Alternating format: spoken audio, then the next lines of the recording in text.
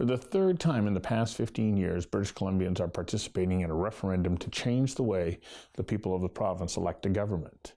In 2005, the single transferable vote, or STV, was put to the people in a referendum that ran concurrently with the provincial election. The referendum required a supermajority that included approval of 60% of the voters overall and simple majorities in 60% of the 79 districts in order to pass. It fell short of the required 60% overall by an extremely slim margin. 4 years later, STV was soundly defeated. The current government says it's time to revisit proportional representation. It has scrapped the STV method and is providing voters with 4 options with a 50+1 threshold to pass. The first is to simply keep the current system. If, however, you think it's time to change the way we elect the people who govern the province, you're then asked to rank your pick from 3 options. Bill Tieleman of the No BC Proportional Representation Society is adamant that the referendum proposal is a bad idea. He campaigned against it in 2005, in 2009, and he's once again warning voters against proportional representation. We invited Bill Tieleman to join us for a conversation that matters about the case for no when it comes to proportional representation. Conversations That Matter is a partner program for the Centre for Dialogue at Simon Fraser University. The production of this program is made possible thanks to the support of the following and viewers like you.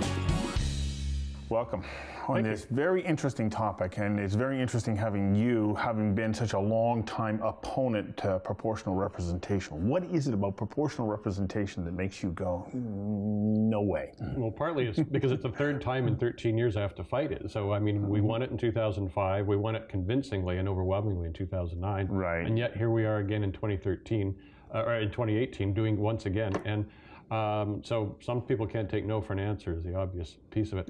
But do they not say that's because it's a system that is being accepted around the world and it brings positive results? Well, there's obviously people who are proponents of proportional representation, that's hard to say, who are zealots in some ways on this, and they keep pushing it back and back. But the reality is, lots of major countries use first past the post, our current system, the United Kingdom, India, the United States, Canada, other countries. A number of countries obviously use proportional representation in many different types, but the most common one is not on the ballot in the fall for this year, and that's proportional representation list. It's used in Holland and many other countries where you don't really have ridings at all. You pick the party, whatever the percentage is, that's the number of seats they get in the parliament. And so you don't have ridings, you don't have geographic locations, you don't have constituents, you don't have local accountability and responsibility. All of the things that you get in first past the post, which makes it a superior system in my view and in many people's view. Mm-hmm. But as you say, we don't have that version of proportional representation on the ballot anyway, so we don't need to worry about that. You know, you point out Great Britain, the United States, and there are some people who would say, well, first past the post there isn't producing results that we want right now. You take a look at the current president of the United States and also the Brexit issue. There was an awful lot of misrepresentation in those campaigns. Yeah. And we wind up with people who, in some ways, you could say are tyrannical. Well, two things. In the United States, they elect a president directly. We do not elect, or indirectly through electoral college, we don't elect our premiers or prime ministers directly. We elect individual parliamentarians, individual members of the Legislative Assembly. In each of the ridings, people decide who's the best candidate in our riding. The one who gets the most votes goes to Parliament or goes to the legislature, and the party or parties that have a majority then form the government. When we see things like Donald Trump, the people who are unhappy with Donald Trump loved Obama. So we can't have it both ways. If you think that the electoral system should simply produce the results that you personally, politically like, then you're in the wrong business. That's not the way it should work. You should have a political electoral system that produces good results, period. So if you want to be unhappy with the Donald Trumps of the world, you can't say, but Obama was an aberration and everything is bad. So that's important, I think. When you look at the UK, let's talk about the UK. In 2015, UKIP, the United Kingdom Independence Party, under Nigel Farage, kind of certifiable, they ran and they won 1 seat under first past the post out of 650 ridings. They could only convince 1 riding to convince them to give their member a ride to the parliament, but they got 12.6% of the vote. If it was proportional representation, they would have had 80 to 90 seats in the parliament. They would have played a major role in the government. There would have been a minority with the UKIP party would have been in charge. Fast forward to the next election, 2017, they got 1.5% of the vote and no seats. So under first past the post, extremists, whether they be far right, far left, religious, even regional, can not get the kind of grip that they have. Whereas we look at Austria, the Freedom Party has this, the third largest number of seats, formed by a former Nazi SS officer. Most of their members of their parliament come from, not from ridings, they're not responsible to local voters, they come from the party list, which is the percentage. So that kind of a system, it doesn't create neo-Nazis or far right or far left extremists, but it enables them, it gives them validity, it gives them a platform. It lets other people say, oh, well, if these people who are extreme are in parliament, it must be okay. If we want to live in a democracy and we want people to participate, and if we tell them, no, if you don't get enough people behind your position, well, too bad, you're out, how does that encourage participatory democracy? Well, what we have is a system where you have to win a riding. You have to convince your neighbors, your community, the area where you live, that you are a reasonable person to represent them in our legislature in Victoria. If you only need 5%, and that's the threshold the government has set, if you only need 5%, then you can have extreme views. In fact, it encourages extreme views. But you're talking 5% not on the one, 5% on a particular, across the board. 5% across the province. So, so if you get 5% across the province, you will win currently 4 seats in the legislature. That's one more than the Greens have, who have the balance of power. So in a minority government, but just to finish that point, Sue. So with 4 seats, you could have the balance of power. And that could mean a party that is anti-Indigenous people, anti-gay, anti-Muslim, anti-refugee, anti-immigrant, a whole host of different things. We see a Chilliwack school trustee, Mr. Neufeld, who is against all of the gay and lesbian support mechanisms in the schools. He's against all sorts of things. I say very straightforwardly, in British Columbia, I believe a party espousing extremist views could get 5% for sure, and they would have 4 seats in our legislature, and they shouldn't have them. Do we not wind up in situations, I mean, you take a look at the first Gordon Campbell election when the NDP were quite literally annihilated in the first past the post system, but if you were to take a look at the total accumulation of votes, their representation in the province was much greater than the 4 seats that they got. Yeah, they had somewhere in the 20% range. And do they not still represent a portion or a perspective that is valid because they bounce back by the next election? And so to say, nope, sorry, you only get 4 seats is not an accurate representation of what that that whole belief in ideological and political philosophy is. And then, but they get shut out. And we're hoping that Gordon Campbell is going to be magnanimous enough to say, well, I'm the premier of the entire province and I'll take all of these things into consideration. I think those days are done in politics. Well, here's the thing, and it comes back to the fundamental difference between my opponents who want proportional representation and myself and others who want first past the post. We want local accountable representation. And what happened in 2001 was the NDP had driven itself into a very deep hole. And riding after riding, people said, we don't want an NDP government anymore. We want the BC Liberals, as is their right. They had an overall majority. So even if we hadn't had first past the post, the Campbell government would have had a massive majority. But under proportional representation. Even under proportional. Yeah. But that would probably be the only time you would have seen a majority government. So when we have well, couldn't you have said the same in 1990 when Mike Harcourt won his first government, when BC threw out the Socrates? He still would have wound up with a majority. No, he would not have, no. The NDP has won with 40, 39, 41.5%, 40.5% of the vote. They've actually lost elections with 45, 47% of the vote. But that's the point. It's about the ridings. It's about the local, accountable, responsible MLA to that community, and each community decides. And the fact that in one riding, let's say West Vancouver, Sea to Sky, maybe 80% vote BC Liberal, should that then influence the rest of the province? I mean, I would say no. I think what we have is reasonably equal ridings. Obviously, there's northern ridings that are smaller in population of voters because they're so far flung. But basically, we say we've got this representative system so that everybody has a voice in the legislature. And out of all of those, you take the majority of ridings decides the majority in the government, not the majority of votes. And so if we want to change that, there's a whole bunch of fundamental problems that will come out of it, one of which is Metro Vancouver will rule the province even more directly and more completely than it does right now. Okay, but that's based on population. Exactly. And that's what proportional representation is based on. It's based on what's the percentage of the population that votes this party, this party, this party, and then it roughly, almost exactly reflects that. Okay, well, one of the proposals that's being put forward is to have a rural-urban, division. One system for rural, another for urban, to try and give a little bit more of that balance and some sort of proportional representation to those rural ridings. Right. What are your thoughts on that? Well, first of all, it's one of two systems that has never been used anywhere in the world. Nowhere. So 2 out of the 3 models that the NDP government with Green support have put forward have never been tried anywhere. I don't like the idea of experiment. I don't like the idea of proportional representation, period, but to experiment with it as well seems to me the height of folly. That said, nobody knows what riding there would be in. You don't know what your riding would be under any of the 3 models proposed. I don't know. No one watching this could possibly know what riding they're going to be in or how many MLAs they would have in that riding. All of these details have been left out. There are no riding boundary maps. In 2009, with the single transferable vote proposal of proportional, we at least had riding maps. And people looked at that and they said, wow, some of these ridings are bigger than Germany. That doesn't make any sense. That's not the way to have local representation. And it was overwhelmingly rejected by 61% of the voters. So in this circumstance, we're saying, there's 2 of the models you've never seen anywhere else in the world. The third one's used in about 5 countries, Germany, New Zealand most prominently.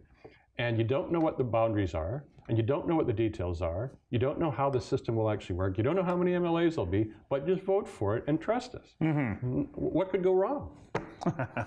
Well, one of the things that I find interesting about this referendum versus the 2 previous ones under the Campbell administration is at least they put forward a plan and they said, this is it. Either you vote for it or you don't. Right now they're saying, do you like the current system? And if you don't, well, here are 3 choices. Make your choice the same way that you would on a proportional representation ballot, and then we'll figure out what we're going to do with it afterwards. Does that cause you concern? Enormous concern. And first of all, it's an all-party committee, which they say it's an all-party committee, which means it's a Green NDP majority. NDP Green majority will decide. So that would obviously shut the Liberals out of it, and anybody else if there had been there, out of it, number one. Number 2, I'm not going to in any way encourage anybody to vote for any of those 3 options. We've in fact called on people to boycott them unless the government provides the details that we need to know of how the system would actually operate, open list, closed list. There's a lot of very complicated and confusing details in proportional representation. What the riding boundary maps are and how many MLAs there'll be. So, and all of those are missing. So I feel extremely uncomfortable with the entire thing. So we'll be calling on people to vote in favor of first past the post. And if you are in favor of first past the post, don't pick any of the 3. Well, you don't anyways. If you're in favor of first past, no, but you can. You can even vote still. I thought it was if you vote for first past the post, you go. That's it. See how confusing it is? No, you can vote in favor of first past the post, and then you can rank 1, 2, 3 the 3 options for proportional. So whether you vote in favor or against, you still have the opportunity to rank those models. Well, it seems ridiculous to do so. If you're in favor of first past the post, why would you spend any time or energy? Maybe you think one of them is a great system if you had to have it. But what's worse than that is when we get down to the actual counting of that ballot, if proportional passes, then we'll have 3 models, and you need to get 50%. So if all 3 have a certain percentage that's under 50, the bottom one will be dropped out, and the second choices of the people who picked the least popular method, then their second choices will be counted, and that'll determine what becomes our electoral system for an indefinite period. And again, with all those details, et cetera. So this is really, and then what does that mean? Well, let's say we have a 30 to 40% turnout, which is quite low, quite normal. It could be quite on a mail ballot, standalone ballot. So then, if it's 21%, let's say 40%, be generous. 21% vote in favor, proportional, 19% vote against. So then, of the 21%, some fraction of that 21% is going to decide what our electoral system is. There is no threshold for turnout, so it doesn't matter if 10% turnout or 100% turnout. It doesn't matter. 50% plus 1, rather than in the past, under the 2 previous 2005 and 2009 referenda, it was a 60% plus 60% of the ridings had to vote over 50% in favor. So it was sometimes called a supermajority, but I would say it's a strong consensus for change. Just like we don't change our constitution in Canada without a strong consensus, and a lot of other things. In my strata, I can't pass a change to the budget during the year unless I get 75%, even if it's to replace my boiler. But we can change our democracy with a bare minimum and no threshold. So we everything you just explained to me, you explained it so quickly, I don't have time to comprehend it or to make sense of it. And I guess that's what you're in essence inferring, and I'm implying, is that this whole system is very complicated, very difficult to understand. Well, what we say is it's complicated and confusing. It also guarantees perpetual minority governments, which means instability. In Italy, they had 65 governments in 70 years under proportional representation. In Germany, it took them 5 months to come up with a government. In Belgium, it took them over 500 days to come up with a government. So we have those issues. Instability, political instability, is not good for the economy. It's not good for jobs. When people don't know who's going to do what. We saw here in British Columbia, a little example. We've only had one minority government in 65 years under first past the post, the current government. Andrew Weaver decides he wasn't want to go along with a lot of things the NDP wanted, even though they got over 40% of the vote and he got 16. He says NDP campaign promises are irrelevant. Mm-hmm. And he decides who becomes the premier. He decides on the policies. He negotiates in a backroom deal with the NDP exactly what they will and will not do for the confidence and supply agreement. That's what happens in proportional representation countries every single time. And when things don't go right, they do it all over again. So you're taking power away from voters and giving it to political parties. Under mixed member proportional, one of the three systems that's proposed, the only one that's been used anywhere, 40% of the legislature will consist of party list MLAs. Those will be MLAs with no riding. They have no accountability or responsibility to local voters. They are simply top-ups to make the party match its percentage in the popular vote in the legislature. So in that list, what's the difference between an open list and a closed list? Okay, and an open list, well, first of all, each party will list its priority candidates. So you can never get rid of the leader because at the top will be John Horgan, Andrew Wilkinson, and Andrew Weaver. So even if they lose their seats, they'll be at the top of the list, PR list. So then they'll go into the legislature that way. But in whether it's regional or provincial, which hasn't been decided, the list, you can have a closed list where the party decides the order, and then the voter just votes for the party, and that's that. And what's your concern about that? Like, I have concerns about that. Well, I go, hang on a second, how do I even know who I'm voting for? Well, you could have a list. I mean, even if it's regional, you're going to have 10, 15, 20 people in each region. If it's provincial, you'll have up to 90 or more, because we'll probably increase the legislature to 95 MLAs. They can increase it by, it's 87 now, it could go up by 8. So that is, I mean, it's kind of like when you look at a city council vote in Vancouver, you can have 100 people running for city council or more. It's crazy. You can't research them all. And that's the same thing that would happen in a provincial election. So that's the closed list. The open list means you and I can look at this list. We decided to vote for whatever party. We can reorder it. We can take the leader, move the leader to the bottom, and move Joe Blow up to the top, and Jane Doe comes up here, and move them all around. That would presume that you actually knew who those people were, right, and you had strong feelings about the relative merits of each one of them and re-rank them. But we know from open list proportional countries, almost nobody does that. They just don't do it. Bill, you put yourself out here in a position where you got people who are going, I don't like you doing this because for one thing, you're supposed to be back in our party and we're backing this. Why is this so important to you? Because you have brought your own critics about you. You're not doing this without some personal cost to you. Yeah. Why is it so important to you that we stay with the first past the post system? Well, I haven't changed my position, number one. I looked at it in 2005 when the Citizens Assembly was looking at this, and I thought, oh my God, I went down there as a journalist and thought, oh my God, these guys are actually going to do this. And and I thought this would be a crazy system. It was only used in Ireland and Malta, two tiny island nations. Nobody else picked it up. And I thought, this is nuts. And as I researched it more and more, I realized that the number of problems, the rise of extremism in Europe, particularly in the far right, but not exclusively to that, the instability, all of those problems, as I researched more, led me to believe that first past the post is the best system. It's stable, it's successful, and it's simple. I just explained in less than 20 seconds the entire system. And you can't do that with proportional representation in any way, shape, or form. You've got the Droop formula. You've got the weighted Gregory method. You've got all of these mathematical, genius formulations that take ordinary voters look at it, and this is not to insult the intelligence of a voter at all. I have a master's degree in political science, and I have a hard time grasping some of the concepts. They are that difficult. And the other side will say, oh, if you can rank ballots, you understand it. Well, that's not what it's about. You want to know how the system works. You want to know what riding you're going to be in. How are people going to be decided? How am I MLA going to be chosen? The second, I mean, for example, in dual member proportional, one of the other systems proposed, which doesn't exist anywhere, even the government's own report said choosing the second MLA in that riding will be very complicated. That doesn't give me confidence.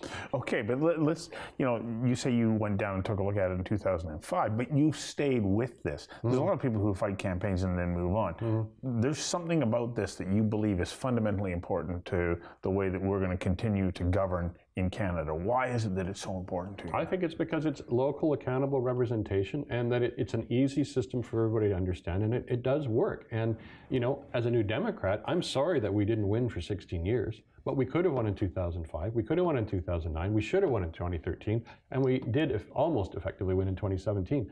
If you look back over a period of time, the NDP has done, in the last 25, 30 years, they've done quite well. They haven't done as well as the Liberals, but if John Horgan continues on this, it'll be almost even by the end of this term. So you can't, but I find a lot of New Democrats say, oh, we hated Gordon Campbell and Christy Clark, so we have to change the system.